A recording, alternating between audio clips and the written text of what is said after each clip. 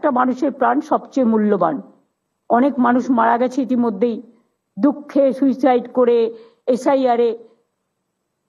তাদের জন্য আমরা পুরো সমবেদনা জানাই। আমার বিএলওরাও মারা গেছে, বিএলওদের প্রত্যেকটা পরিবার যারা মারা গেছে 2 লক্ষ টাকা করে অলরেডি 2টো পরিবারে দেওয়া হয়েছে, একটা বাকি আছে, যদি কেউ নিতে চায় দিয়ে দেবো।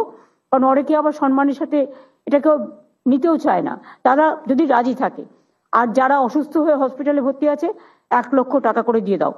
আর একটা হচ্ছে এসআইআর এ যারা মারা গেছে, আইদার সুইসাইড অর ট্রমায় অর এখনো স্ট্রোকে ভর্তি আছে, 39 জন মারা গেছে এখনো পর্যন্ত যতটুকু আমার নলেজে আছে। 13 জন হসপিটালে সিরিয়াস আছে ইনক্লুডিং বিএলও, আর 3 জন হচ্ছে যারা সুইসাইড কমিট করতে গেছিল সিরিয়াস আছে।